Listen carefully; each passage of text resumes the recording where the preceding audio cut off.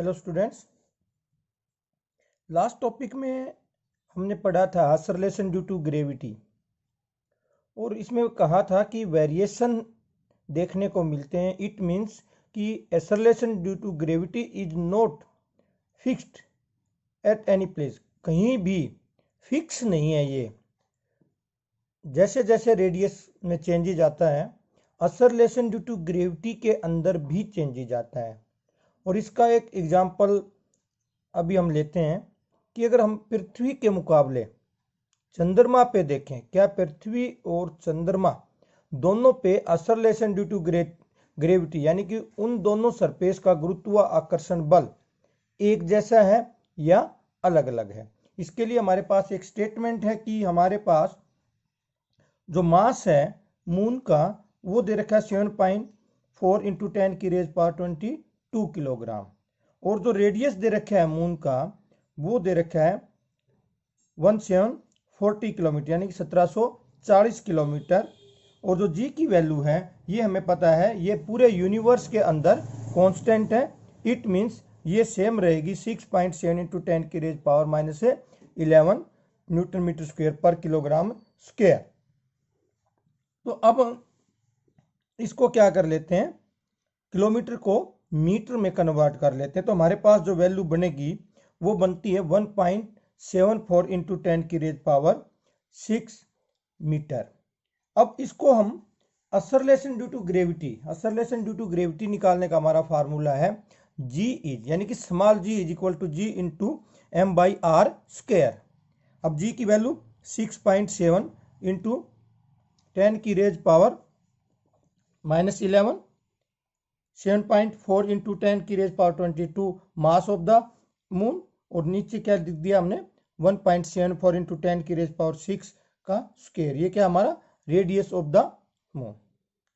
हम इसको जब खोलेंगे तो क्या आ रहा है हमारे पास में 6.7 इंटू 10 की रेज पावर, क्यों क्या हो रही है, अगर हम यहाँ पे देखें तो क्या होती है, डबल होती है। पिछले न्यूमेरिकल में भी बताया था, सीधी मल्टीप्लाई होती है स्क्वायर में, इसका पावर का स्क्वायर नहीं होता। तो हमारे पास में 12 यहाँ पे नीचे की तरफ पॉजिटिव पावर है, यहाँ पे माइनस की ऊपर 11 है और प्लस की कितनी है हमारे पास 22 है। तो जब हम इसको सोल्व करेंगे तो हमारे पास में जो पावर बच रही है वो क्या हो जाएंगी, ये वाली पावर।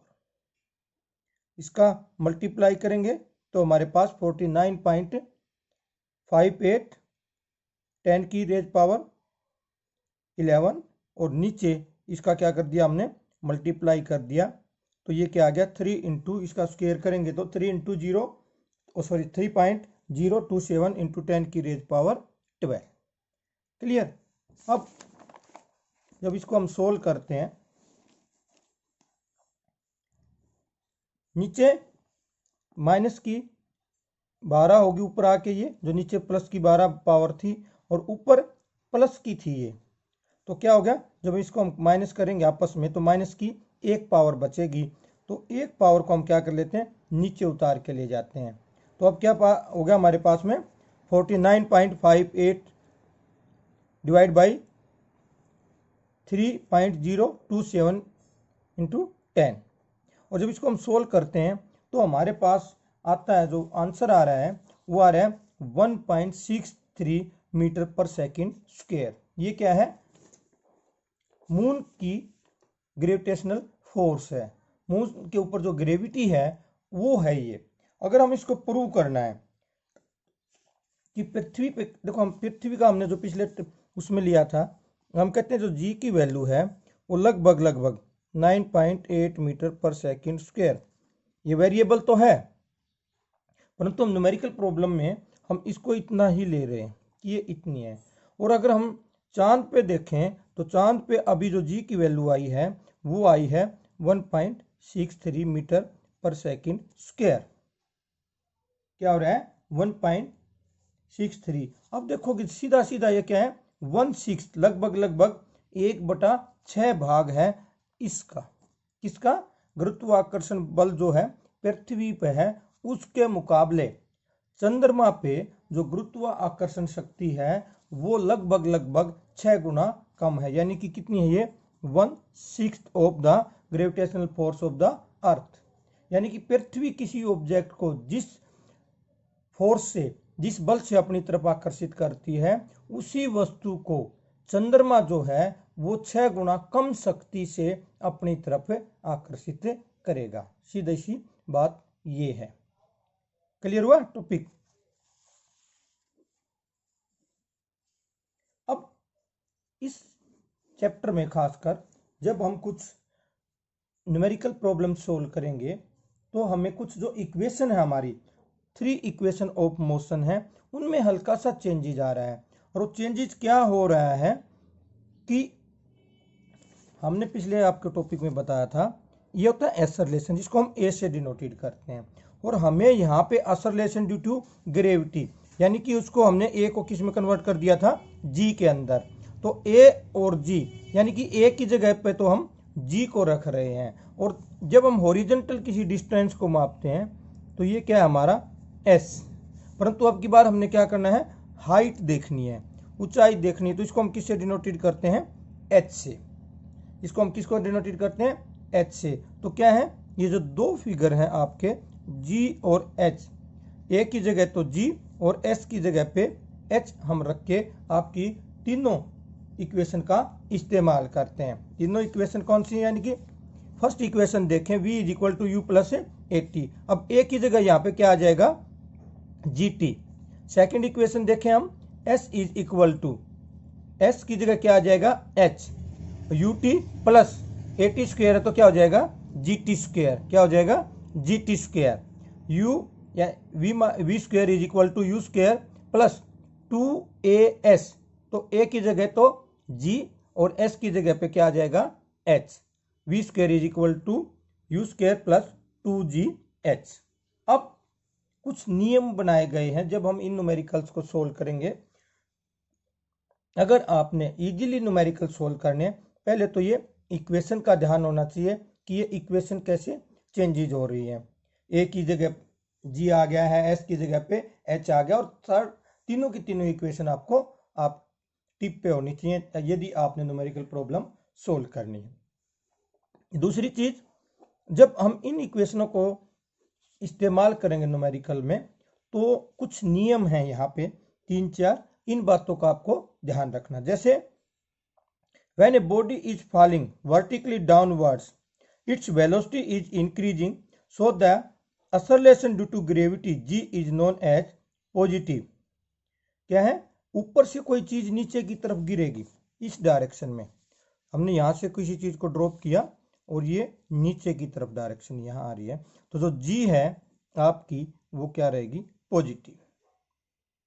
ठीक है। Second thing, acceleration due to gravity जो वैल्यू है वो आपको अगर नहीं दे रखी है न्यूमेरिकल में तो इतनी ही लेनी है। कई बार आपको क्या होता है, 9.8 मीटर पर सेकंड स्क्वायर की बजाय 10 मीटर पर सेकंड स्क्वायर मिलेगी न्यूमेरिकल को इजीली सोल्व करने के लिए। तो उस केस में तो आपको इतनी ही लेनी है। अगर नहीं दे रखी वैल्यू तो इतनी, नहीं तो 99% आपको वैल्यू मिलेगी कि 9.8 लेनी है या 10 लेनी है। ठीक है। तो इस केस में जब g पॉजिटिव हमारा तो plus 9.8 meter per second square की वैल्यू हमें यूज करनी है। Second, when a body is thrown vertically, यदि हम किसी को ऊपर की तरफ फेंक रहे हैं तो वेलोसिटी क्या होती जाएगी, उसकी डिक्रीज होती जाएगी। आपने देखा कुछ समय के बाद वो चीज वापस पृथ्वी की तरफ आनी शुरू हो जाती है। इट मीन्स क्या हुआ, उसकी वेलोसिटी कम हुई। यानी कि हम जब उसको भगा रहे हैं तो अगेंस्ट ग्रेविटेशनल फोर्स कर रहे हैं, उसको क्या कर रहे हैं, अगेंस्ट ग्रेविटेशनल फोर्स कर रहे हैं, रिटार्डेशन हो रहा है। इस केस में यदि हमने कोई चीज ऊपर की तरफ थ्रो की है, ऊपर की तरफ थ्रो की है, तो इस केस में minus g, acceleration due to gravity will be negative, यानी कि minus 9.8 meter per second square की वैल्यू हमने लेनी होती है। क्लियर है। उसके बाद में when a body is dropped, when a body is drop freely from a height, ऊपर से यदि हम किसी चीज को ड्रॉप कर रहे हैं, इट्स वेलोसिटी इज जीरो। क्या हो रहा है, सपोज करो ये पॉइंट है यहाँ पे हाइट पे, यहाँ से हम किसी चीज को नीचे की तरफ गिराएंगे तो इस केस में इनिशियल वेलोसिटी यानी कि u इज इक्वल टू 0। यहाँ तो रेस्ट पे है बॉडी, ऊपर तो क्या है रेस्ट पे है, रेस्ट से हमने उसको ड्रॉप किया, नीचे की तरफ आ रही है, तो इस केस में जो इनिशियल वेलोसिटी है वो 0। और अगर हम किसी चीज को ऊपर की तरफ फेंकेंगे तो आपने देखा होगा एक पॉइंट पे आके किसी पॉइंट पे अक्षण भर के लिए वो चीज रुकेगी ही रुकेगी, क्यों? तभी तो नीचे गिरना शुरू होगी। तो इस केस में जो v है वो 0। अगर ये दोनों चीजें आपको और ये दो चीज की वैल्यू अगर आपको समझ में आई है तो न्यूमेरिकल प्रॉब्लम में शायद आपको कोई भी प्रॉब्लम नहीं आएगी। कोई चीज ऊपर से नीचे गिर रही है तो g की वैल्यू पॉजिटिव, नीचे से ऊपर की तरफ जा रही है तो g की वैल्यू नेगेटिव। कोई चीज ऊपर से नीचे की तरफ अगर हम ड्रॉप कर रहे हैं तो u क्या है 0, u इज इक्वल टू 0। और कोई चीज नीचे से ऊपर की तरफ डाल रहे हैं तो उस केस में v क्या है 0, यानी कि फाइनल वेलोसिटी क्या बन जाएगी उसकी 0 हो जाएगी। ठीक है। The time taken by a body to rise to the higher point is equal to the time it takes to fall from the same height. अब ये चीज एक और, क्योंकि टाइम भी हमने कई बार निकालना होता है, कितना टाइम लेगी नीचे तक जाने में। ये क्या कह रहे हैं, अगर कोई चीज सपोज करो हमने ऊपर की तरफ है की और इसने यहां तक आने में 2 सेकंड का समय लिया, तो क्या कह रहे हैं नीचे भी आएगी तब भी वो 2 सेकंड का ही समय लेगी। क्लियर हो रही बात? जितना समय उस पॉइंट तक हाईएस्ट पॉइंट तक जाने में लेगी उतना ही वापस नीचे आने में भी लेगी।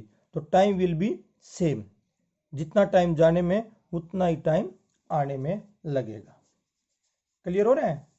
ये कुछ चीजें हैं जिनके बाद हम क्या करेंगे, कुछ सैंपल प्रॉब्लम्स देखेंगे लेके कि क्या इस इक्वेशन के अकॉर्डिंग और ये कुछ जो 5-7 नियम आपको बताए हैं इनके अकॉर्डिंग आप किसी भी सैंपल प्रॉब्लम को सोल्व कर सकते हैं, बशर्ते ये आपने याद की हो अच्छे से। तो आज वीडियो को ध्यान से देखिए और फिर इन सभी नियमों को अपनी नोटबुक में से अच्छे से याद कीजिए। उसके बाद कल हम कुछ सैंपल प्रॉब्लम्स को सोल्व करेंगे। ओके।